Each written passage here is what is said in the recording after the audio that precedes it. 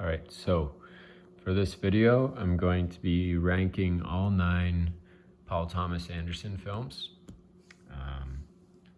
So just get right into it. So for my number 9, I chose The Master. Now I just want to just start off by saying this is just my own opinion, just my personal favorites, and this one I found I enjoyed the least. It's still a good movie, which is saying something, but yeah, I just couldn't really get into Joaquin Phoenix's character. I found him really kind of hard to like, and just a little like annoying, and you just want to shake him and slap him or something. But yeah, but other than that, there's some really good scenes, especially with the interviews with that Philip Seymour Hoffman is giving Joaquin Phoenix, and yeah, I really enjoyed those scenes.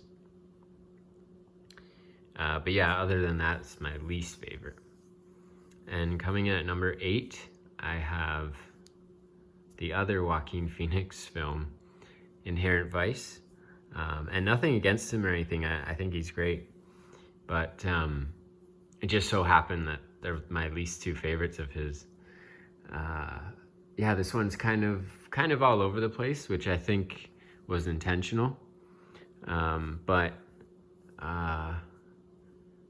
yeah, I think it was just a little, I don't know, I couldn't really get into that one, but it still is a good movie. And I feel like it's one of those movies you might have to kind of come around to and maybe give it a couple watches before you totally make your mind up about it. So it could grow on me, but yeah, that's my number 8. My number 7 is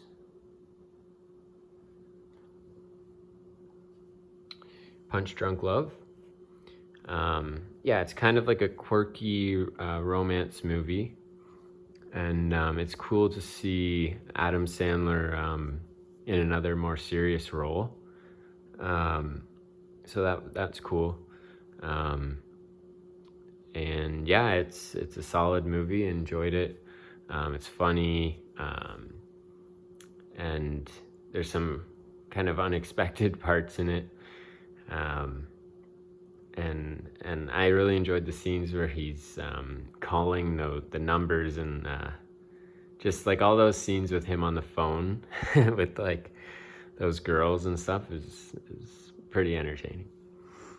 Yeah, that's my number 7. Okay, and my number 6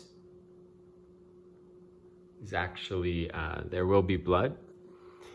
Yeah, that one is one of the cases where it seems like the general public liked this one a bit more than me. I do enjoy it. It was good. But Daniel Day-Lewis's character, he's just so much of an asshole that it's like I just couldn't stand him as a character. I just didn't like him as a character, but it is interesting to have the main character be such an asshole. But yeah, it's a little long as well, but it's really well made, well shot, and everything. Some really good scenes in there, so I wanted to put it somewhere in the middle. But yeah, it still is a really good movie. Now my number 5 is Magnolia. Now this is another really good one. Well, I mean, all the rest from here on are really good, but yeah, I decided to put this at 5 instead of higher, because of how like epic this movie is. I feel like it's one I'm not going to come back to a whole lot. And when I make these lists, I always try to kind of factor in a rewatch factor, how often I can return to it. And this is kind of one where I watched once and like I probably won't watch it again for maybe like 5 years or something. But yeah, it's really, really epic, and the scene with the frogs is just amazing. Like, I love that part. Anyways, yeah, that's my number 5. Number 4, I don't own, but I've been really looking for it. Just haven't been lucky enough to find it yet, but is Hard 8. I really like this one. I really like the pacing, the actors in it, and just I like movies that are kind of set around Vegas as well. But yeah, I really liked this one. It's his first film, and really, really well made first film. And I also wanted to say I like Samuel L. Jackson's character in this. I mean, he's not a great guy in the movie or anything, but I just like the character. And it reminded me a lot of his character in Jackie Brown. And actually the movie itself reminds me a lot of Jackie Brown for some reason. They feel like they could be in the same universe or something. But yeah, that's my number 4. My number 3 is Phantom Thread. This is the most recent one I watched. It was the last film of his I needed to see, and I really, really liked that one. It's really interesting. Like, not a whole lot really is going on in the movie, but yeah, you're glued to it, and the characters are so interesting, and just the way they interact with each other and everything. And I love every time Daniel Day-Lewis's character is getting annoyed or upset with someone, and you can just see it on his face of how annoyed he's getting. I find it so hilarious. I was friggin' dying laughing. But yeah, so that's my number 3.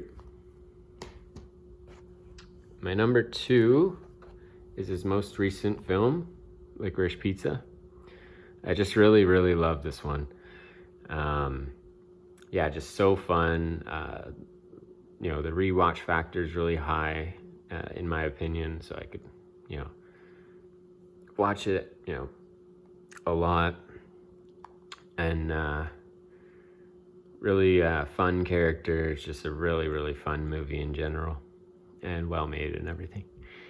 Yeah, that's my number 2. And my number 1 is the last one left, Boogie Nights. Yeah, it's just an amazing movie, really interesting. The costumes, the acting, everything. I mean, Mark Wahlberg doesn't blow you away or anything, but he kind of has that typical Mark Wahlberg way about him, but it kind of suits the character in a strange way, because it's you can kind of picture a porn star acting that way. But anyways, I want to note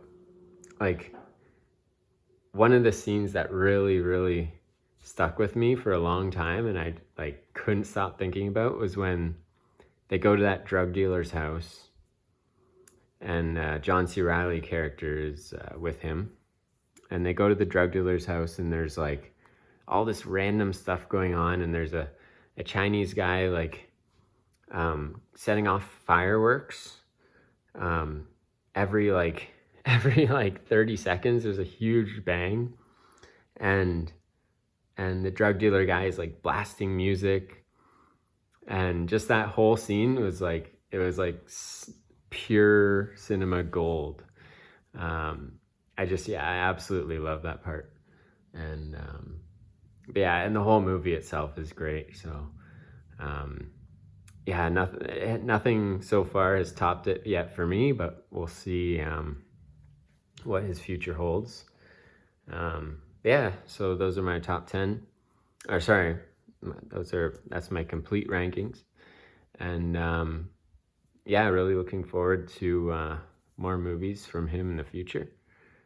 And yeah, thank you.